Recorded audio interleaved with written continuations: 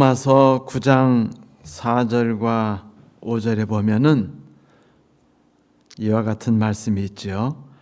저희는 이스라엘 사람이라 저희에게는 양자됨과 영광과 언약들과 율법을 세우신 것과 예배와 약속들이 있고 조상들도 저희 것이요 육신으로 하면 그리스도가 저희에게 나셨으니 저는 만물 위에 계셔 세세의 찬양을 받으실 하나님이시니라. 아멘. 우리가 지금 5째 주가 됐죠. 이스라엘 사람들이 받고 있는 총 8개의 축복에 대한 이야기, 오늘 5째 날이고요. 다음 주 금요일은 쉬고 그 다음 주 금요일 날 6번째 시간에 아마 유대인들이 받은 놀라운 축복들 8가지가 다 맞춰질 것 같습니다. 오늘은 첫 번째 3개의 축복, 그리고 두 번째의 3개의 축복을 우리가 맞춰가고 있는데, 그 약속, 6번째 축복이었던 약속에 대한 이야기를 우리가 함께 나누고자 합니다. 여러분, 약속이 우리가 받은 최고의 축복이다라는 말이 마음에 좀 와 닿으시나요? 네? 약속이라는 단어에 대한 우리가 갖고 있는 무게가 어느 정도인지 우리의 삶 속에서 그것이 상당히 궁금한데, 제가 믿기로는 이곳에 계신 모든 성도 여러분께서는 약속이라는 그 단어의 가치를 매우 중요히 여길 것이라고 생각합니다. 성경에는요, 66권의 책, 그리고 이 엄청나게 두꺼운 이 책에 수많은 주제들이 나타나고 있죠. 거기에는 하나님에 대한 이야기, 예수님에 대한 이야기, 희망, 재림, 그리고 유대인의 모든 이야기들, 율법에 관한 이야기, 은혜, 사랑, 수많은 이야기들이 있는데, 이 중에서 타의 추종을 불허하도록 많은 그 기회를 타서 끊임없이 성경에 기록된 주제가 있습니다. 그 주제는요, 놀랍게도 약속이에요. 성도 여러분, 성경 66권 속에 하나님이 약속이 몇 번이나 기록되어 있을 것이라고 생각하세요? 한 300번? 그러면 우리 성경 열심히 보시는 또 이재욱 집사님 몇 번 정도 될까요?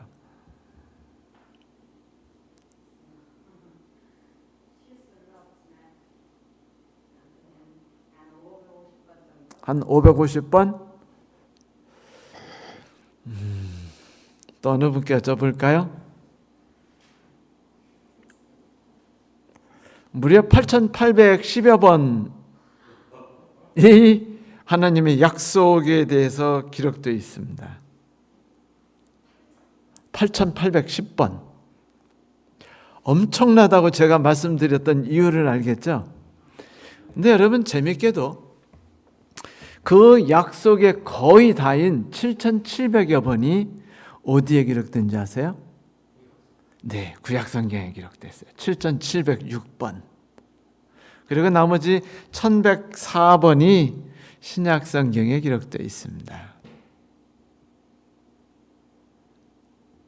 엄청나죠? 수많은 사람들이 성경을 읽기를 좋아하는 이유 중에 하나는요, 성경에 나오는 약속들 때문입니다. 삶에 지쳤을 때, 낙담할 때, 외로울 때, 우리는 성경에 나오는 수많은 약속을 통해서 힘을 얻고 자리에서 일어나고 용기를 내서 세상 밖으로 뛰어나갈 수 있거든요. 약속 때문에 누군가를 사랑하고 누군가를 용서하기도 합니다. 미국의 16대 대통령이죠. 에이브러햄 링컨. 많은 분들이 그분이 기독교인으로 알고 있는데 정확히 말하면 그분은 기독교인이 아니라고 볼 수 있어요. 그분은 평생 교회 다닌 적이 없습니다. 네. 그런데 성경책은 항상 들고 다녔어요. 근데 그분이 하나님을 믿는다는 이야기를 한 적은 없지만, 그리고 안 믿는 거에 대한 이야기를 엄청 많이 했지만, 신기하게도 그분이 성경을 매우 좋아했어요. 그래서 에이브러햄 링컨 대통령의 말 중에는 성경 귀절에서 뽑아낸 이야기들이 무척 많습니다. 흥미롭게도 에이브러햄 링컨의 말 중에 이런 이야기가 있는데, 나는 성경은 하나님에게서부터 나온 놀라운 책이라고 생각한다라고 말한 적도 있어요.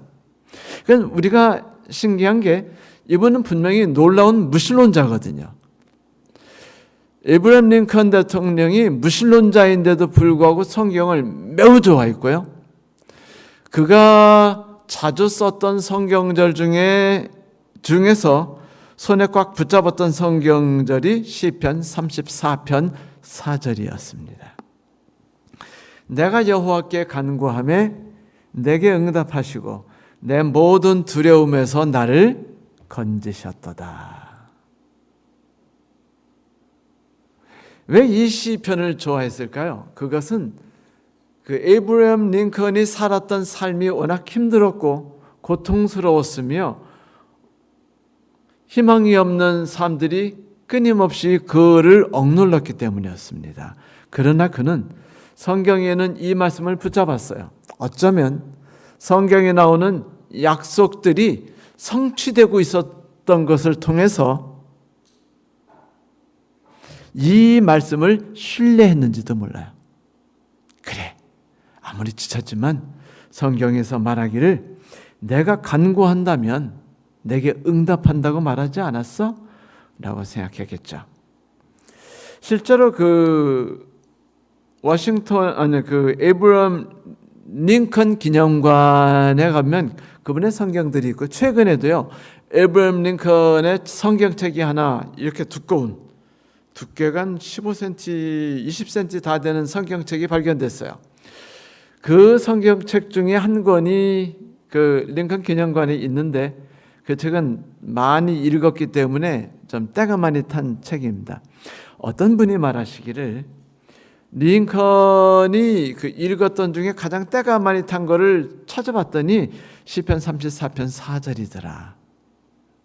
믿거나 말거나 하지만 안 믿는 사람에게도 위로와 용기와 희망이 됐고, 그리고 삶의 힘을 얻을 닻이 됐다는 것, 대단한 것이죠.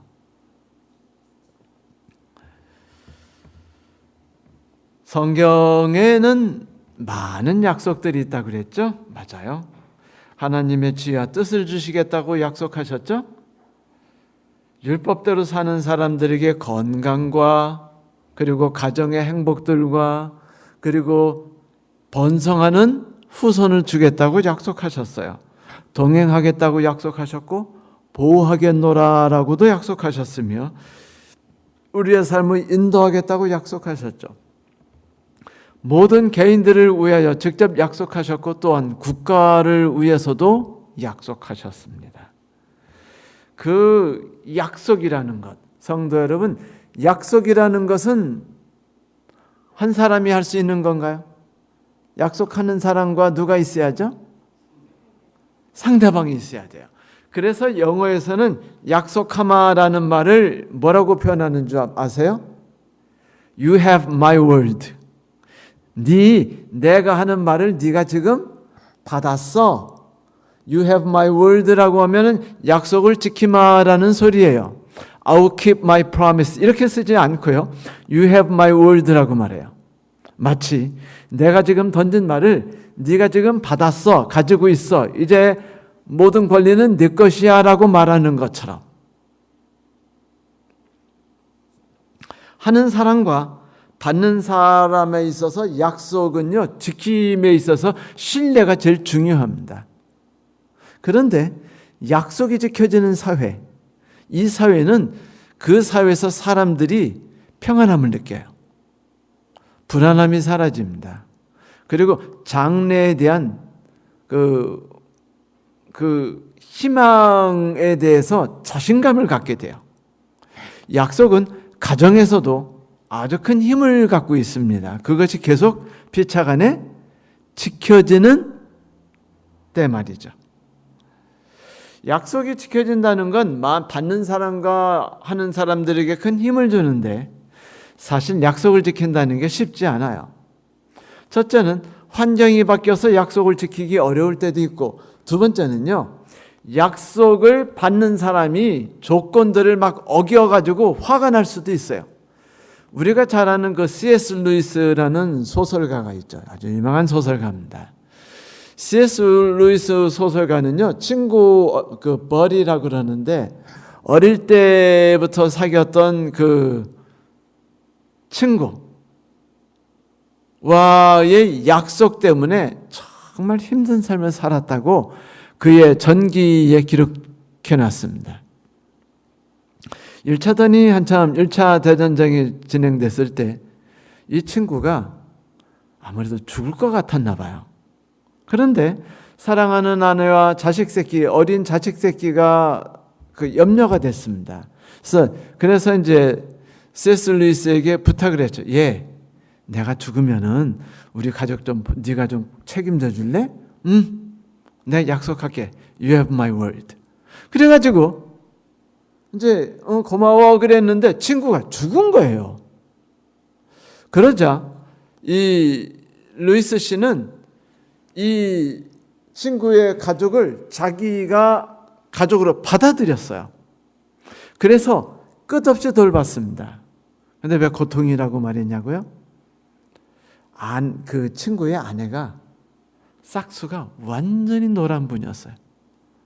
아주 거칠고 예의 없고 한 번도 감사하다는 말을 하질 않아요. 고마워를 안 해요. 여러분, 이런 분들을 위해서 끝없이 보살피고 모든 재정을 퍼붓고 힘들 때 외로울 때 도와주고 가족처럼 대하는 게 쉬워요, 힘들어요? 힘들어요. 그런데 이분은요, C.S. 루이스는 그 여인의 아주 형편없는 행동이 자기의 약속을 깰 수 있는 핑계로 삼지 않았습니다. 한 번도. 끝까지 약속을 지켰어요. 그렇다면 루이스가 지킨 약속은 엄청난 가치가 있는 것이죠. 그렇죠? 약속을 지킨다는 것은요, 그 상대방에게 정말 큰 힘을 갖다 줘요. 어두운 삶의 빛과 같은, 그리고 그 여름 메마른 공기에 시원한 냉수 같은 그런 놀라운 힘을 갖고 있는 게 지켜지는 약속이죠. 그런데 성경에 보면은 그 모세를 비롯해서 아주 많은 분들이 하나님의 약속에 대해서만큼은요, 자신을 갖고 있었어요. 무슨 마음이요? 자신감. 민수기 23장 19절에 보면 모세가 이렇게 말해요. 하나님은 사람이 아니시다. 거짓말을 안 하신다. 사람이 아들이 아니시니 변덕을 부리지도 않으신다. 어찌 말씀하신 대로 하지 않으시랴. 어찌 약속하신 것을 이루지 아니하시랴. 모세는 120년이란 긴 세월을 살면서 하나님께서는 어떤 경우에도 당신이 약속하신 것을 절대로 거두지 않으신다는 것을 경험했어요. 모세를 뒤이어서 이스라엘을 가나안까지 인도한 여호수아. 그 사람은 죽음이 가까워졌을 때 이런 고백을 했습니다. 23장 14절에 보라, 나는 오늘날 온 세상이 가는 길을 가려니와. 무슨 소리예요? 죽는다는 거죠. 너희 하나님 여호와께서 너희에게 대하여 말씀하신 모든 선한 일이 하나도 틀리지 않고 다 너희에게 응하여 그 중에 하나도 어김이 없음을 너희 모든 사람의 마음과 뜻에 아는 바라라고 말합니다. 내 인생을 걸고 말하는데 우리가 다 봤지 않느냐? 하나님께서는 당신의 약속을 철저하게 지키셨다라고 말했어요. 이 이야기에 대해서 다윗 역시 동일하게 고백합니다. 역대상 16장에 너희는 그의 언약 곧 천대에 명령하신 말씀을 영원히 기억할지어다. 이것은 아브라함에게 하신 언약이며 이스라엘에게 하신 맹서이며 이는 야곱에게 세우신 율례 곧 하나님 이스라엘에게 하신 영원한 언약이라. 하나님의 약속이 아브라함, 이삭, 야곱에 이르러서 만들어진 영원한 언약이래요. 성도 여러분, 언약이라고 할 때 사용된 단어가 뭔지 아시죠? 베릿, 쪼개다. 약속을 어긴 사람의 생명을 취한다는 소리입니다. 죽이겠다는 소리죠. 그런데 가볍게 죽이는 게 아니고 어떻게 죽여요? 찢어 죽여요. 근데 여러분 생각해 보세요. 아브라함 때 청동기 시대였죠. 그럼에도 불구하고 그 당시도 돌로 된 칼들이 많았습니다.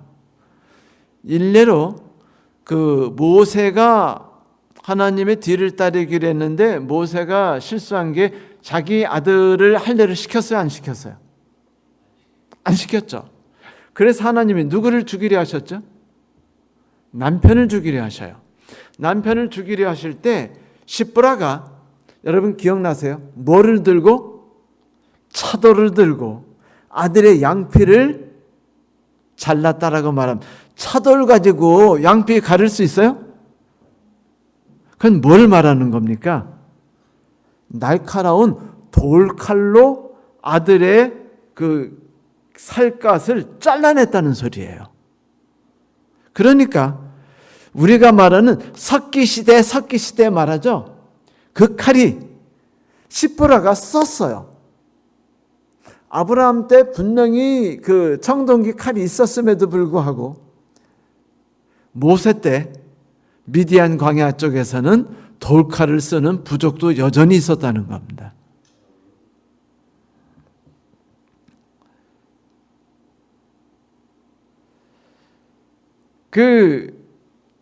이들에게 있어서 모두에게 있어서 하나님께서 약속을 지키셨다고 말해요. 한 번도 어기지 않으신 채 말이죠. 이것이 사도래네 다윗 왕의 이야기였습니다. 그는 거기에 대해서 너무 기뻐가지고 시로도 말했어요. 시편 89편 34절에 보면 그가 시로 말하기를 내 언약을 파하지 아니하며 내 입술에 낸 것도 변치 아니하리로다라고 말한 하나님의 말씀을 기억했다가 그것을 자기의 시로 옮겼습니다. 너무 행복하니까 하나님의 약속이 자기 삶에 주는 희망과 위로와 용기를 그는 잘 알았거든요.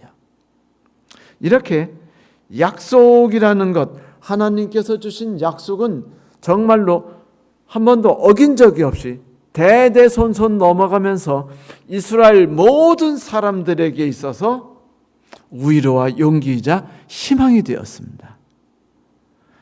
언제든지 하나님을 딱 생각하면 무슨 생각이 들어요? 어떤 경우에도 변치 않으시는 하나님. 마치 C.S. 루이스가 친구와의 약속을 철저하게 지켰던 것처럼 말이죠. 그러자 사도 바울이 결국 이렇게 말합니다. 히브리서 10장에 또 약속하신 이는 미쁘시니 우리가 믿는 도리의 소망을 움직이지 말고 굳게 잡아 서로 돌아보아 사랑과 선행을 격려하고 모이기를 피하는 어떤 사람들과 습관과 같이 그리하지 말고 오직 권하여 그날이 가까움을 볼수록 더욱 그리하자. 자, 이렇게 믿는 도리의 신앙을 움직이지 않고 굳게 잡아 서로를 돌아보고 사랑과 선행을 격려할 수 있는 힘이 어디서 나왔죠? 약속하신 이가 미쁘시다는 그 사실에서 나온 거예요. 그리스도인의 아름다움을 펼칠 수 있는 것은 어디에 근거한다? 하나님의 약속을 변치 않고 지키심에서 나왔다라는 것입니다. 이거는요, 모든 그리스도인이 되는 사람들에게 큰 힘이에요. 이거는 그러니까 우리가 하나님을 뭐라고 말해요? 반석이라고 말하죠. 또 주는 반석이시여 사막의 그늘 대신에 하는 그 반석이란 말이 뭐예요? 어떤 경우도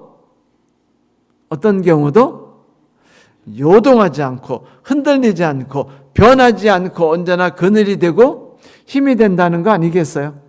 맞습니다. 이것이 하나님의 약속이죠. 그런데 성도 여러분, 8,800여 번 나오는 이 약속이 수많은 약속들이 있었는데 그 약속들을 가만히 살펴보면은요, 약속들이 다 하나로 꼴을 져 모여서 하나에서 파생돼서 흘러나오고 있어요. 마치 이런 것 같아요. 성경에 보면 모든 성경은 이 두 개의 율법에 매달려 있다. 선지자 율법이 강령이니라라고 말했죠. 예수께서 마태복음 23장 23절에 십계명이 아니 하나님을 사랑하고 이웃을 사랑하는 것이 모든 성경이 거기에 매달려 있다라고 말한 것처럼 성경에 나오는 수많은 약속들은요, 다 성경에 나오는 하나의 약속에 의지해서 매달려서 파생돼서 퍼져나간 겁니다. 자, 성경에 나오는 첫 번째 약속이 무엇이었을까요? 마지막도 약속이고 첫 번째도 약속인데 마지막 약속은 내가 석효리라라고 말한 게 약속이었죠.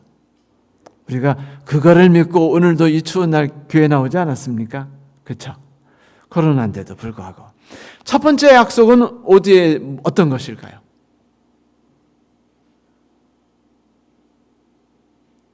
창세기 3장 15절.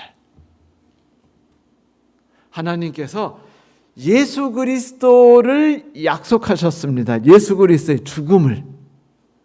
죄에 빠진 아담에게 새로운 희망과 새로운 가정제도와 새로운 안식일 제도와 새로운 노동제도를 베풀어 주시면서 그들에게 놀라운 약속을 주셨는데 하나님이 주신 이 모든 축복들은 어디에 근거해서 주어지는 것이다?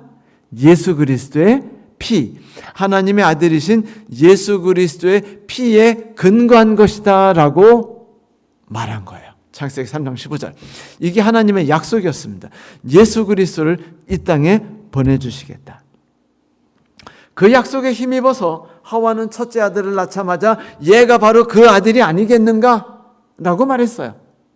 그리고 그들은 그 약속에 힘입어서 제사를 매 안식일이 시작될 때 지냈다고 제가 말씀드렸죠. 창세기 4장. 그런데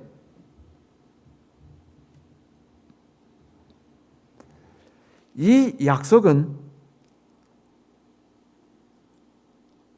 만들어진 뒤에 하나님에 의해서 아담과 하와에게 선포된 뒤에 세월이 지나가면서 결코 쇠퇴되거나 쇠락되지 않았습니다.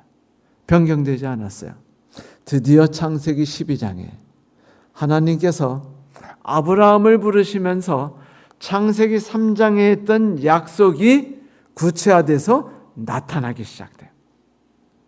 그래서 창세기 12장에 첫 번째 나오고 그 다음에 22장에 다시 나오면서 하나님께서 후손을 주시는 그리스도를 약속하시는 장면이 나타나게 되죠. 창세기 12장 3절. 너를 축복하는 사람에게는 내가 복을 베풀고 너를 저주하는 사람에게는 내가 저주를 내릴 것이다. 땅에 사는 모든 민족이 너로 말미암아 복을 받을 것이다. 성도 여러분, 이거 무슨 얘기예요? 하나님께서는요, 아브라함에게 그 약속을 해주셨어요. 축복을 주시겠다. 그런데 축복을 주는 장소가 어디죠? 축복을 주시는 장소. 가나안 땅이에요. 우리 군인들이 그 명령에 의해서 그 가는 곳, 부임받는 곳이 명령지죠. 그 명령지로 나에 대한 인사명령이 떨어지면은요, 군수과에서는 나에 대한 모든 먹을 거, 입을 거, 마실 거, 잠자는 거, 총까지 다 그쪽으로 보내줍니다. 그러므로 만일 내가 명령지로 가지 않는다면 그 군대에서 주는 모든 물건들과 먹을 거 마실 거는 다 어디가 있고 내가 도착할 곳에 있기 때문에 내가 그곳에 있지 않는다면 내가 먹을 것은 있어요, 없어요? 없죠. 하나님께서는 아브라함에게 땅을 약속하셨어요. 땅을 주셨죠. 그런데 땅이 가나안 땅이에요. 하나님이 만드실 천국은요, 언제든지 좋은 땅이 있지 않습니다. 여러분 가만히 생각해 보세요. 결혼한 삶이 보니까 꼭 가나안 같지 않아요? 시댁도 가나안 같고, 네? 어떻게 보면 저택도 가나안 같고, 그 다음에 직장에 가면 직장도 가나안 같고, 다 너무 공포스럽고 끔찍하며 힘든 삶으로 가득해요. 그래서 아브라함이 이 가나안을 견디지 못해서 떠나려는 행동을 여러 번 했죠. 실제로. 맞아요. 그 아들 이삭은 어땠나요? 떠나려고 했나요? 안 했나요? 했어요. 하나님이 막으셨죠. 여러분, 그 아들 야곱은 어땠을까요? 야곱은 떠나기 싫었는데 할아버지, 아버지와 같이 살기 원치 않았기 때문에 안 떠나려고 했는데 엄마가 강제로 떠보냅니다. 아버지하고. 그래서 하란으로 갈 때 하나님께서 야곱에게 약속하신 게 뭔지 아세요? 내가 너로 하여금 이 땅으로 다시 되돌아오게 해주겠다라고 말합니다. 너와 네 후손이라고 말해요. 언약, 약속을 하겠다고 말씀하십니다. 언약을 맺은 곳은요, 가나안 땅이에요. 이게 아브라함과 맺으신 약속입니다. 그러니까 우리는 언제든지 하나님을 만나는 곳이 어디서만 만날 수 있어요? 생활이 편한 곳? 좀 더 안락한 곳? 아니에요. 우리가 하나님을 만나고 우리가 하나님의 약속을 바라보고 약속을 잡는 것은 언제든지 가나안 땅입니다. 그 사실을 잊지 마십시오. 그런데 두 번째로 이 하나님의 약속에서 볼 수 있는 것은 예수 그리스도의 탄생입니다. 근데 보면은 온 땅의 민족이 너로 인해 축복받을 것이다. 이거 무슨 소리입니까?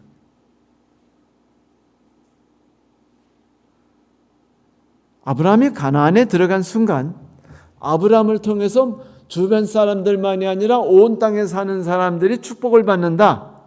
하나님의 축복이 아브라함을 통해서 그 사람들에게 흘러간다라는 것이죠. 실제로 그 일은 역사 속에서도 이루어졌고 삶 속에서도 이루어져요. 이것은 사실은 어디에 들어있는 것이죠? 이 시행세칙이, 축복이 십계명 속에 들어있죠. 하나님을 신뢰하고 능력을 힘입어서 이웃에게 나눠준다. 이것이 십계명의 정신 아닙니까?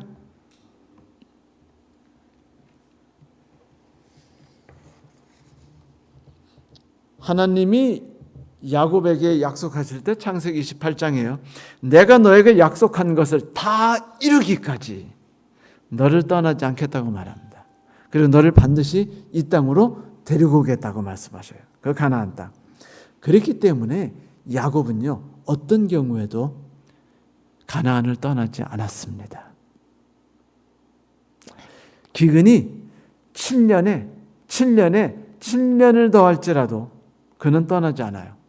몇 년이 지나도 기근이 점점 심해지면 심해지지 나아지지 않을 때 곡식이 이집트에 많다는 얘기를 듣고 아들이 이집트 총리가 됐다는 이야기를 들었는데도 야곱은요, 가나안에서 이집트로 떠나려 하지 않습니다.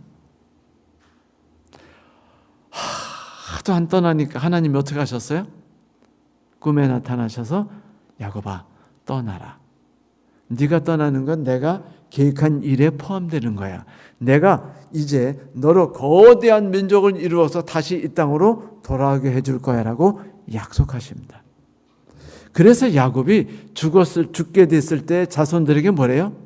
나를 죽거든 가나안 땅에 묻어다오라고 말합니다. 조상의 땅이기 때문에가 아니고 하나님이 약속하신 약속이 있는 땅이기 때문이에요. 약속의 땅입니다. 그래서 우리가 항상 가나안을 무슨 땅이라고 그러죠? 약속의 땅이라고 말하는 거예요. 그런데 그 약속에 포함된 건 첫 번째 땅이었고 두 번째 누굽니까? 예수 그리스도예요.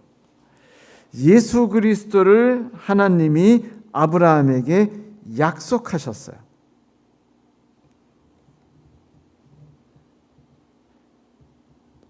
그래서 나중에 사도 바울이 말하기를 하나님께서 아브라함에게 약속하시기를 내가 내 후손이라고 말할 때 후손들이라고 말하지 않고 후손이라고 말하지 않았느냐? 갈라디아서에서. 이것은 하나님께서 아브라함에게 예수 그리스도를 약속하신 것이다 라고 말씀하셨습니다. 바울이 말했어요.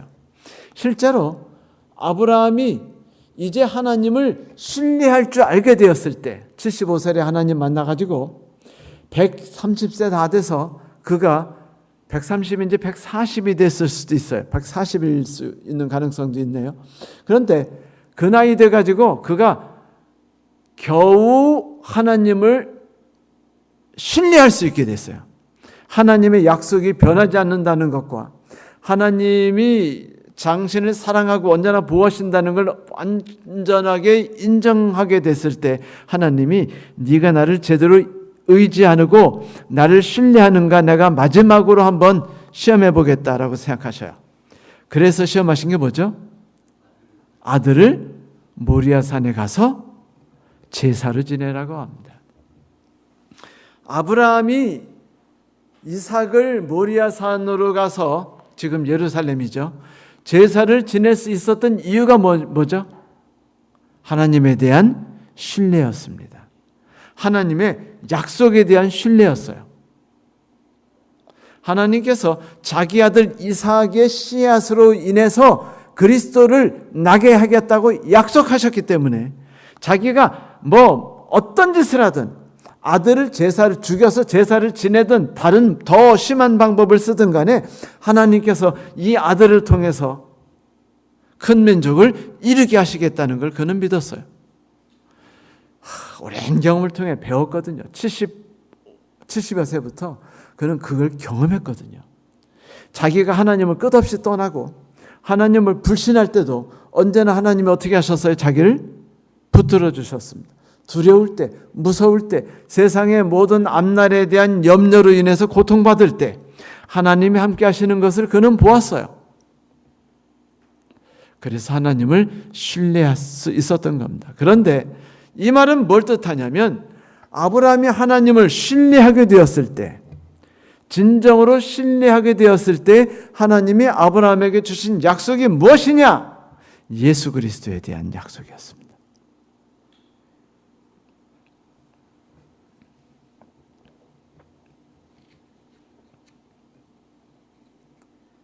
놀라운 약속이었죠.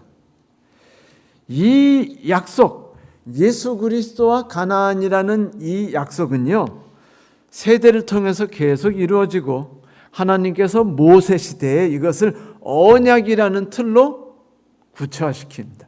아브라함 때 언약은 똑같은 언약이었지만 모세 때 언약은 십계명을 중심으로 하는 언약이었어요. 제가 말씀드렸죠. 아브라함과의 언약은 약속 언약이었고 모세와의 언약은 집행적인 언약이었다라고 제가 말씀드렸듯이 모세 시대에 와서 드디어 하나님께서는 그 언약이라는 상자에 약속을 담아주셔요. 어디 무슨 상자에? 언약이라는 상자에 하나님의 약속을 담아주십니다. 그래서 가나안 땅에서 사는 사람들이 얼마나 힘들겠어요. 그들이 가나안 땅에서 천국을 이루어 나가면서 그리스도가 자기들의 대를 통해서 후손으로 태어나기를 꿈꾸고 기다리고 있는데 이것을 이루기 위한 조건, 그릇이 뭐냐? 율법이었습니다. 십계명이었어요. 하나님을 신뢰하고 이웃을 내 몸과 같이 사랑하는 것. 이것이 지켜지는 것이었어요. 그런데 이것만이 아니에요. 뭐도 필요해요? 이스라엘 백성의 건강이 필요해요. 또 뭐도 필요합니까? 이스라엘 백성들이 다 행복하게 대를 이으며 잘 지내야 돼요. 나 자살하고 싶어. 이 험하고 힘든 세상 더 이상 살고 싶지 않아. 라고 말한다면 이스라엘 대가 끊어지지 않겠어요? 그러므로 이스라엘 대가 이어질 수 있도록 하기 위해서 십계명을 중심으로 하는 수많은 이스라엘 사람에게 축복이 되는 율법을 주셨습니다. 이 율법들은 순종을 요구하는 것이었지만 사실은요, 실행토록 하는 것이었어요. 약속이 우리의 삶 속에서 끊임없이 살아있도록 하기 위해서 우리가 터를 만드는 것이었죠. 이스라엘이라는 국가를 유지하게 만들고, 그리고 여인들이 존중받으며 인간들이 각기 하나하나로서 인정받고 보호받으며 존귀 여김을 받는 존재로서 하나하나가 살아갈 때 이스라엘 국가가 살아가요. 그렇게 될 때 주변 국가가 축복을 받습니다. 이렇게 유지된다면 예수님이 수천 년 뒤에 오셨을 때 정상적으로 탄생하시겠죠. 그런데 이스라엘 백성들이 이 축복의 그릇을 깼어요, 안 깼어요? 깨버렸습니다. 결국은 두 번에 걸쳐서 700년에 그리고 605년에 이스라엘은 2회에 걸쳐서 아시리아에 의해서 그리고 바벨론에 의해서 완전히 괴멸당하죠. 모든 예를 들면 이스라엘 지방은 어떻게 됐어요? 다 섞여버렸어요. 그래서 이스라엘 사람이 남지 않았습니다. 그렇게 되니까 이스라엘이 사라졌어요. 이제 몇 족속 남았어요? 유다 족속과 레위 족속과 베냐민 족속, 족속밖에 안 남고요. 다 사라졌어요. 그런데 기원전 605년에 이 세 족속까지 어떻게 된 겁니까? 예루살렘 성은 파괴돼서 완전히 잿더미만 남고 폐허가 되고 이 세 지파, 특별히 그 가운데 중심이 누구죠? 유대 지파. 예수 그리스도가 탄생할 이 지파가 바벨론으로 잡혀간 거예요. 그래서 가나안 땅에서 누가 종족이 없어지게 사라졌어요? 이스라엘. 결국은요, C.S. 루이스 이 사건과 똑같아요. 감사치 아니하고 주신 약속을 이루어질 수 있도록 내 삶을 열어주지 않았을 때 축복이 흘러갈 길이 막혀가지고 파괴된 겁니다. 그래서 이스라엘 백성이 존재하지 않아요. 하나님의 특별한 은혜가 없었으면 성도 여러분, 하나님의 약속은요 이루어질 수가 없었습니다. 그래서 하나님이 그 집행적 언약을 통한 약속이 이루어지지 않자 하나님이 예레미야를 통해서 깨어지게 된 이 약속을 살려주셔요. 그게 바로 영원한 언약입니다. 영원한 언약, 깨어지지 않는 언약. 하나님께서는 약속을 결코 어기지 않으셨습니다. 수천 년이라는 긴 세월 동안 인간이 아무리 하나님을 배신하고 하나님을 떠난다 할지라도 그분의 우리에 대한 뜨거운 사랑을 거두지 않으셨고 그리고 약속을 포기하지 않으셨죠. 이것이 놀라운 것이었어요. 그래서 그분이 이 새로운 언약을 만들었는데 모세를 통한 언약은요, 행동의 언약이었어요. 내가 무언가를 하면, 그렇죠. 하나님을 신뢰해서 이웃을 사랑하면 행동이 아니에요. 행동이죠. 그러나 사실은 관계죠. 하나님과 나의 관계, 나와 이웃과의 관계였습니다. 그런데 사람들 여기서 행동만 생각했어요. 그러자 예레미야서를 통해서 하나님이 31장 31절부터 33절에 이제 관계적 언약으로 바꿔줘요. 그래서 하나님의 약속이 이루어질 터를 뭐로 바꿉니까? 이제는 관계를 바꾸겠다. 너의 마음속에 뭐를 넣어주겠다? 나의 언약을 심어주겠다. 나 율법을 심어주겠다라고 약속하십니다. 여호와의 말씀이니라. 보라, 날이 이르리니 내가 이스라엘 집과 유다 집에 새 언약을 맺으리라. 새 언약. 모세 때 맺었던 언약이 아니라 새로운 언약이라고 말했어요. 물론 이 언약은 모세 때 맺은 언약과 같은 언약이지만 뭐가 바뀌었어요? 옷이 바뀌었어요. 그릇이 바뀐 겁니다. 약속은 똑같으나 포장한 그릇이 바뀌었어요. 십계명을 지키는 행위가 아니라 어떤 언약으로요? 관계의 언약으로 바뀌었습니다. 이 언약은 내가 그들의 조상들의 손을 잡고 애굽 땅에서 인도하던 날에 맺은 것과 같이 아니할 것은, 십계명의 언약과 같지 않은 이유는 내가 그들이 남편이 되었어도 그들이 내 언약을 깨뜨렸기 때문이다. 너희들에게 무엇을 하라고 하는 부탁한 내가 잘못이다. 그러니 이제부터는 그런 식으로 너희들에게 요구하지 않겠다. 그러나 그 날 후에 내가 이스라엘 백성과 집에 맺을 언약은 이러하니 곧 내가 나의 법을 그들의 속에 두고 그들의 마음에 기록해서 나는 그들이 하나님이 되고 그들은 나의 백성이 될지라. 뭐가 됐어요? 하나님과 백성이 중심이 되는 서로의 관계를 중시하는 언약으로 바꾸면서 하나님 말씀하신 게 뭐냐면 모세 때 십계명을 주신 언약과 다르다라고 말씀하셨어요. 물론 사실은 똑같았죠. 똑같았지만 달랐어요. 행동으로 뭔가를 하는, 의를 이루는 행동이 아니라 하나님께서 모든 걸 퍼부으셨고 우리가 그것을 감사함으로 받는 것이었어요. 이것이 바로 관계의 언약이었죠. 이 새 언약은 바울에 의해서 다시 설명돼요. 그러나 이제 그는 더 아름다운 직분을 얻었으니 그는 더 좋은 약속으로 세우신 더 좋은 언약의 중보자라. 저 첫 언약이 무흠했다면 둘째 것을 요구할 수 없었으리라. 첫 번째 언약이 문제가 있었다는 거예요. 그래서 두 번째 약속을 주셨다고 바울이 이야기해요. 그들의 잘못을 지적해 말씀하시되 주께서 이르시되 볼지어다 날이 이르리니 내가 이스라엘 집과 유대 집과 더불어 새 언약을 맺으리라. 그래서 각각 어떻게 한다고요? 주를 알라 하지 않을 것은 그들이 작은 자부터 큰 자까지 다 나를 알미라. 관계 중심으로 바뀌며 하나님께서 우리의 마음에 그분의 놀라운 사랑을 퍼부어 주시는 것으로 바뀐다고 말해요.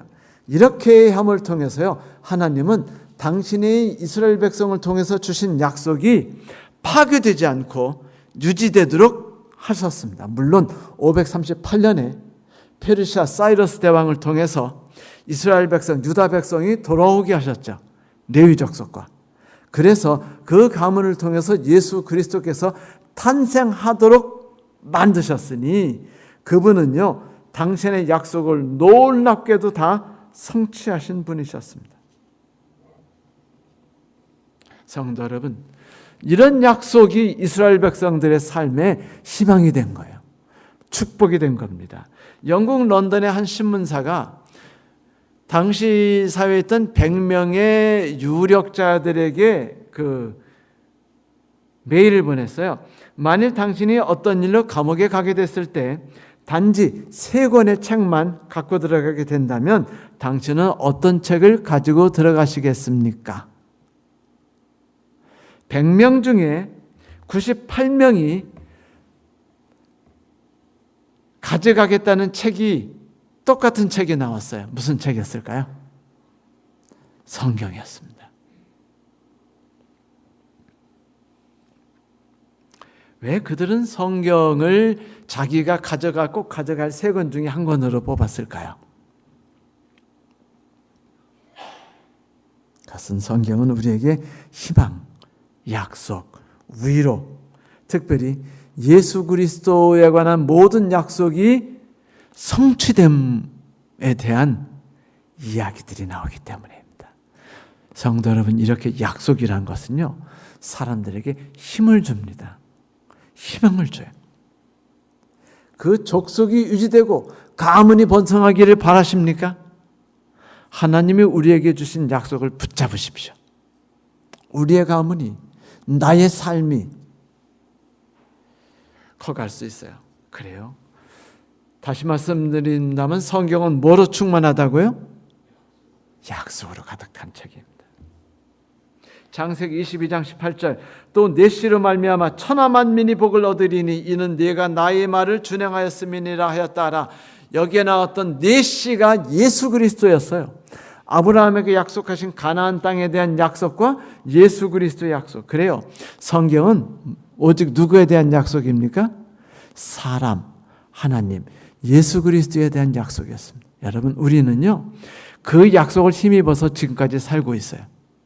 우리가 신앙을 유지하는 것도, 어려운 삶을 극복하고 이겨내는 것도, 누군가를 끝없이 도전적으로 사랑하고 또 사랑하는 힘을 내는 것도 그리스도에 대한 약속이 성취됐고 그리스도께서 우리를 위해 놀라운 일을 해주셨기 때문이죠. 예수 그리스도에 대한 약속은 너무너무 많아요. 그분이 이 땅에 태어나심에 대한 최초 약속은 창세기 3장 15절이라고 했죠. 이사야 7장 14절 그분이 처녀로 잉태할 것에 대한 약속이 나왔습니다. 이사야 9장 1절 그분이 스불론 땅과 납달리 땅에 사는 모든 희망을 잃어버린 이스라엘 지역 사람들에게 희망이 되고 빛이 될 것을 약속하십니다. 이사야서 53장에 질고와 수고를 겪고 있는 모든 사람들을 대신해서 예수께서 수고와 질고를 겪으심으로 그들에게 상처를 치유하고 그들에게 희망을 주겠다고 하시면서 예수를 소개합니다. 약속해요.